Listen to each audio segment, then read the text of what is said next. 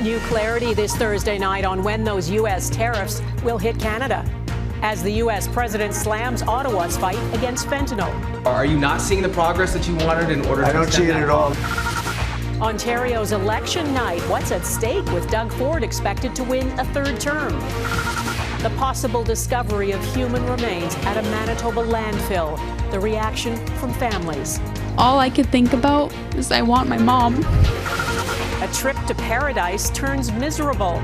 Everything you can imagine that was coming out both ends. The hundreds who say they fell ill at a Mexican resort. Plus, the loss of acting legend Gene Hackman.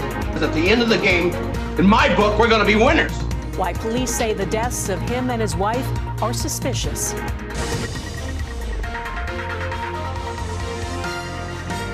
Global National with Donna Friesen. Good evening and thanks for joining us. There appears to be more clarity on the tariff threat hanging over Canada. After confusing messages yesterday, today the American president said his 25% punitive tariffs on goods imported from Canada and Mexico will go into effect on Tuesday, March 4th. The president has repeatedly insulted Canada and said he wants to make it the 51st state. There is no walking back any of that talk today, and even the UK Prime Minister failed to come to Canada's defense. Mackenzie Gray has our top story. And a lot of drugs are coming in through Canada. We can't have that. Canada's drug-busting efforts, not enough for Donald Trump. They're only apprehending 1%. You're right about that. It's a little more than that. But they should be apprehending much more because a lot comes through Canada. Trump recognizing but not seeming to care that 0.2% of the fentanyl that's intercepted by the Americans comes from Canada, a number that needs to decrease if Canada wants to avoid a blanket 25% tariff. Are you not seeing the progress that you wanted in order to... I don't see it at all. No, not on drugs. Selling progress at the border has been at the heart of Justin Trudeau's strategy. Canada is not the source of problems for the United States.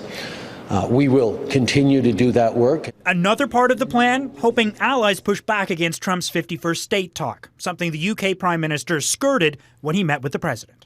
Did you discuss with President Trump his repeated statements of desire to annex Canada? You mentioned Canada. I think you're trying to find a divide between us that doesn't exist. We're the closest of nations, and we had very good discussions today, but we didn't discuss Canada. Thank you. But avoiding this sticky subject may have paid off for Keir Starmer, who may have wiggled out of tariffs on the UK. I think we could very well end up with a real trade deal where the tariffs wouldn't be necessary. Canadian officials continued to press Ottawa's case in Washington Thursday. The latest visitors, the fentanyl czar and the public safety minister. Our work on the border will continue. Our efforts to cooperate will continue. The newly created czar position was a part of a deal to have the tariffs delayed by 30 days until March 4th, a date that Trump seemed to change on Wednesday. When does it go into effect? April 2nd. April 2nd for Canada, Mexico. Correct. And for everything. But on Thursday, the president backtracked. So that goes on the 4th of March. While Trump focused on fentanyl, Donna, he's previously said Canada's lack of defense spending, trade deficit in auto sector were other reasons for tariffs, making it hard to say if border spending will actually make a difference. All right, Mackenzie Gray in Ottawa, thanks. The UK Prime Minister did stand up for Ukraine today, saying any peace deal should not reward Russia for its aggression and must stop Vladimir Putin from coming back for more. But President Trump brushed aside calls for any deal to include security guarantees for Ukraine. That's what President Volodymyr Zelensky has asked for. He will be at the White House tomorrow. And on the eve of that, Trump seemed to conveniently forget he has ever called Zelensky a dictator. Our Washington Bureau Chief Jackson Prosco was listening. Jackson. Donna, Keir Starmer is the latest European leader to try and sway Trump as he pushes for negotiations with Russia to end the war in Ukraine.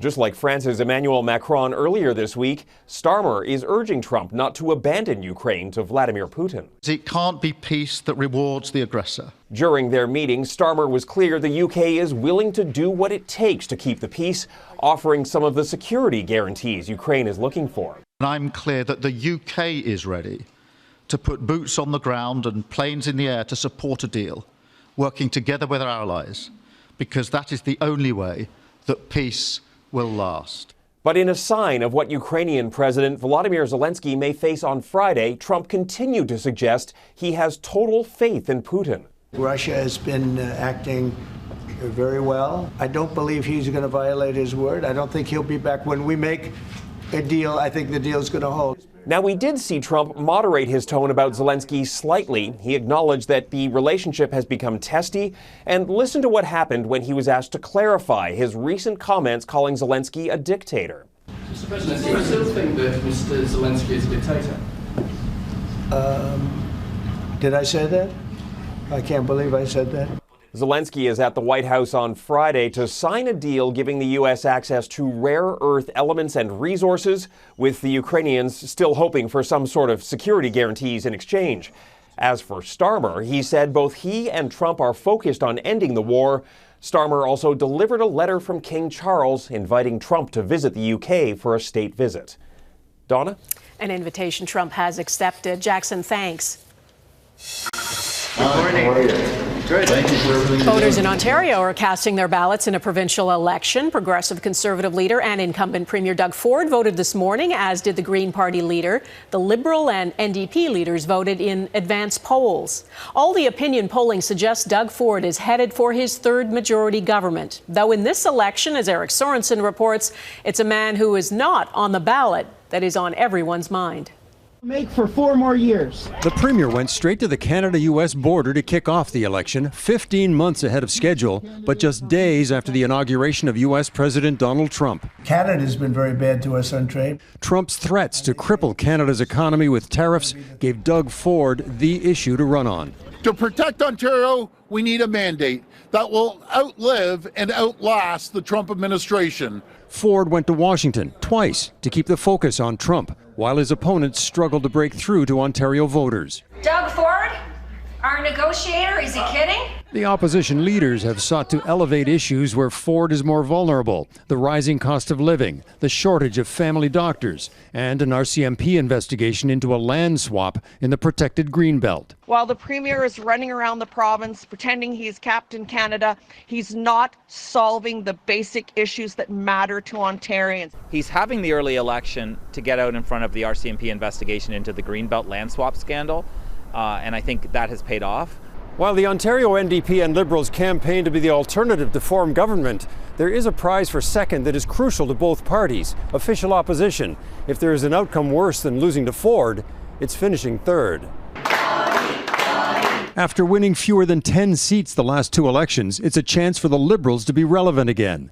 Over the last half-century, the PCs have governed for 25 years, from Bill Davis to Doug Ford, the Liberals for 20 years, under Peterson, McGuinty and Wynne, and the NDP just 5, Bob Rae's surprise in 1990. So it's just as important for the NDP to remain relevant as the official opposition. I expect that we are going to gain seats in this election. Voters may be cynical about an early election call and $200 checks that arrive mid-campaign, but Ford's strategy may work. Canada is not for sale. Standing up to Trump as much as to the opposition. Eric Sorensen, Global News, Toronto. Relatives of 2 murdered Indigenous women shared their anguish at a news conference in Winnipeg today. Potential human remains have now been found at a Winnipeg landfill site, which is being searched for the bodies of Morgan Harris and Marcedes Myran, missing women who were victims of a convicted serial killer. Melissa Ridgen is at the Prairie Green Landfill tonight. Melissa. Search teams have been working here daily since December, looking for the remains of as many as 3 women who were murdered and dumped in garbage bins back in 2022. Yesterday, the families of 2 women, Marcedes Myran and Morgan Harris, rushed here after the discovery of what's believed to be human remains. Today, they gathered in downtown Winnipeg. All I could think about is I want my mom. No one should go through any type of heartbreak without their mom.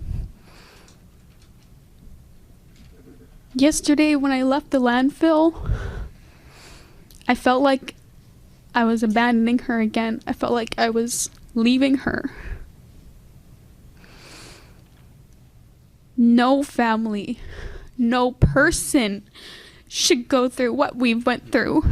Elle Harris's mother, Morgan, and Marcedes Myran, and possibly a third still unidentified woman, could be at the Prairie Green Landfill, all victims of Jeremy Skibicki, who's serving a life sentence for killing 4 Indigenous women after luring them to his Winnipeg apartment and using their bodies for sex. Remains of a fourth victim, Rebecca Contois, were found in a dumpster near Skibicki's home, as well as in a different Winnipeg area landfill back in 2022. Top of mind, too, for families is that the search for their loved ones almost didn't happen. I was thinking back to when we were all told no, right? When the Winnipeg police told us no. You know, when the government, Heather Stephenson, told us no. You know, that couldn't be done and that it wouldn't be done.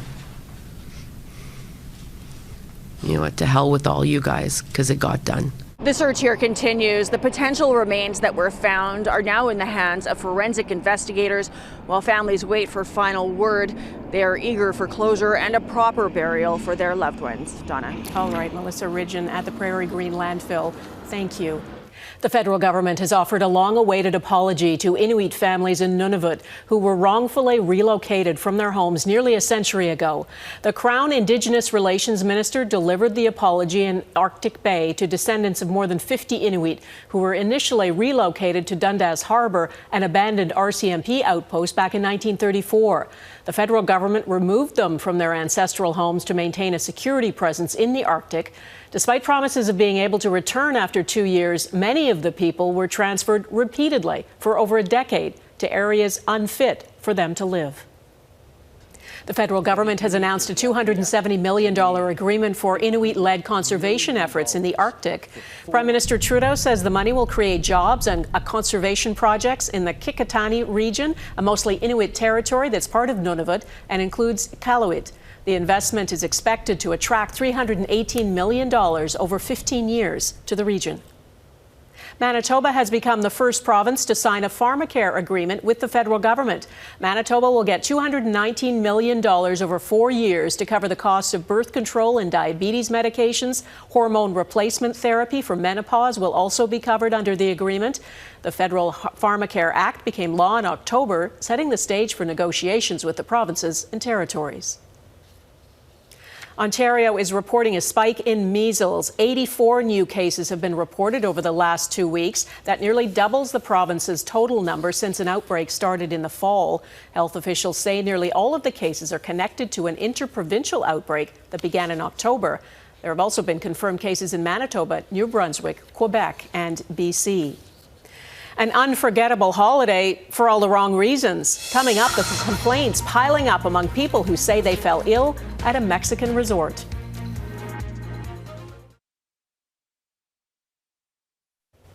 It's the last thing you expect when you go on a holiday in the sun. Dozens of Canadian travelers say they got terribly sick at an all-inclusive resort in Mexico and want Mexican authorities to investigate. The stories range from entire family vacations ruined to weddings where almost everyone got sick. Mike Armstrong has been talking to some of the people affected.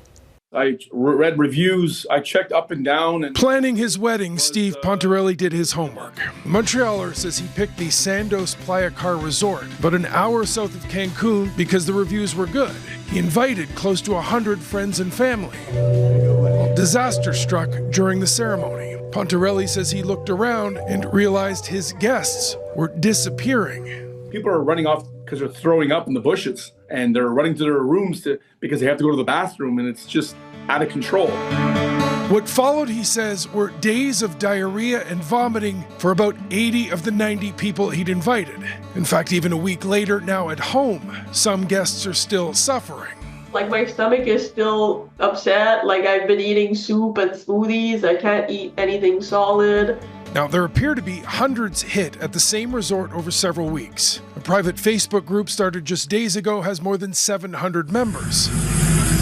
In it, people are sharing stories about how water was cut while they struggled with sickness. Then when local authorities shut down the buffet, people had to find food from off the resort on their own. People are also sharing diagnoses. Several have tested positive for parasites, likely from ingesting something.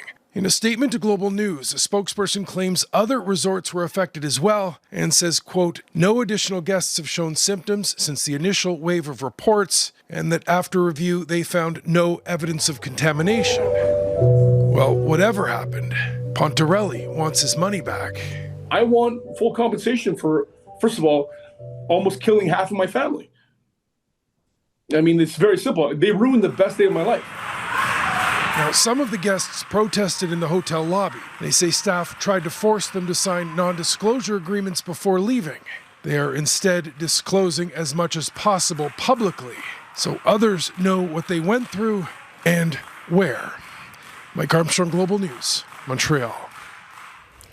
Meta has apologized a day after the personal reels of Instagram users were filled with violent and disturbing content. Users on the social media platform complained their feeds were filled with graphic videos of shootings, accidents, and severe injuries. In a short statement, a Meta spokesperson says they've now fixed what they call an error, and they apologize for the mistake.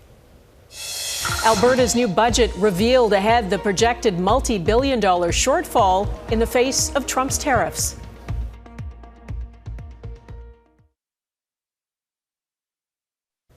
There's another indication the first quarter profits at Canada's big banks are exceeding expectations.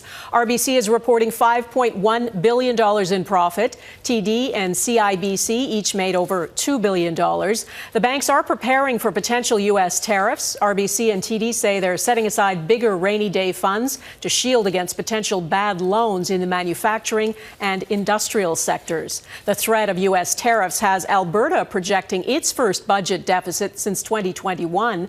The $5.2 billion shortfall comes as the province prepares for a drop in the price of Alberta crude, which will be hit by an expected 10% tariff on energy exports to the U.S. Heather Urix-West reports. Titled Meeting the Challenge, Alberta's 2025 budget features a tax cut and a modest increase in spending, while bracing for a financial hit. With uncertainty on the rise, Budget 2025 takes a cautious approach. Mentioned 76 times in the 176-page document, the threat of U.S. tariffs looms large. But the $5.2 billion shortfall is based on only a 15% tariff scenario. With a 25% tariff, the deficit grows to $8.7 billion.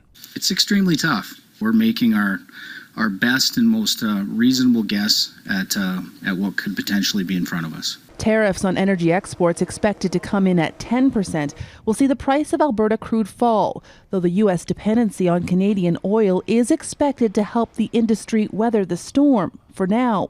If it turns out that the economy stays strong in the Midwest, the refiners are able to pass some price increases through to gasoline and diesel, and nobody really objects if it's 20, 25 cents a gallon, people keep driving, then they're going to continue to need our oil. The strength of the energy industry is why the budget does not expect to see the province slip into recession, though economic growth is expected to slow. Despite the uncertainty, the province isn't exactly tightening its belt. There are $1.2 billion worth of tax cuts, the UCP delivering on a key campaign promise from 2023, and a $4 billion contingency to pay for things like drought, fire, and floods. Donna? Heather Urix-West in Edmonton. Thanks, Heather. The mysterious circumstances surrounding the death of one of the 20th century's greatest actors.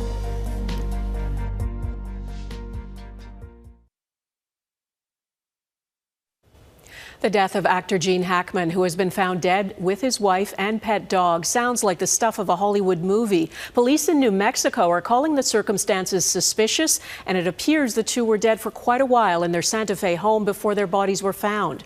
The sheriff says Hackman was found in the mudroom of their home. His wife, Betsy Arakawa, was found in a bathroom next to a space heater, pills scattered nearby.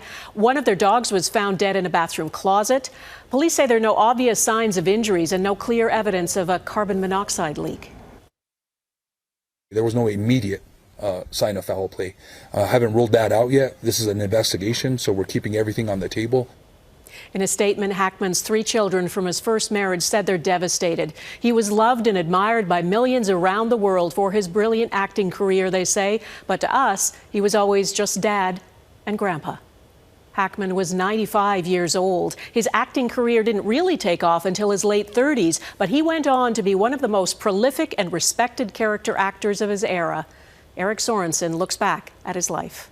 If you get down there on one goal line. Just walking in, making small talk. Are you open? You knew what was coming. Where'd it go? Gene Hackman's intensity. Don't you go mistaking me for some whole other body. That power first apparent in Bonnie and Clyde. I killed a guy. Now we're in this. He said acting, like this character, was about getting noticed. Take a good look, Pop. I'm Buck Barrel.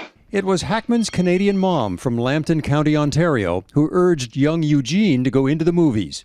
Showbiz began as a Marine on Armed Forces radio, then small parts on TV. If you don't want to talk, why don't you just say so, that's all. I mean, I can take a hint. He was not a big name when he played a hard-nosed detective in The French Connection, winning his first Academy Award. As an actor, you'd always try to find something, a piece of reality in you that you can relate to the character that you're doing. Am I a target here? His no-nonsense roles were favorites with moviegoers in film after film. The captain in Crimson Tide. Give me the missile key, Mr. Hunter. The coach in Hoosiers. I don't care what the scoreboard says at the end of the game. In my book, we're going to be winners. A visitor is all I ask. Hackman could slip into comedy as the blind man in Young Frankenstein. Thank you, Lord. Or the villain in the original Superman. Lex Luthor, the greatest criminal mind of our time. Kevin Costner told the Rich Eisen show Hackman was just so versatile on set. At one point they were saying, well, what's Gene going to do? And I said, Gene will figure out what to do. Because he's really good. You're not armed, are you, Bob? As the sinister sheriff in Clint Eastwood's Unforgiven, Hackman won his second Academy Award and one of his 4 Golden Globes. Gene Hackman, Unforgiven. He said he was calm that night for a reason. Because I was convinced I wasn't going to win. Well, I'm a little more excited now. Gene Hackman gave up acting 20 years ago and was living with his wife, pianist Betsy Arakawa. While their deaths are being investigated, friends and fans are also remembering the career of a Hollywood legend. And that is Global National for this Thursday. Tonight's Your Canada is St. John's, Newfoundland and Labrador. Thanks for watching. Bye-bye.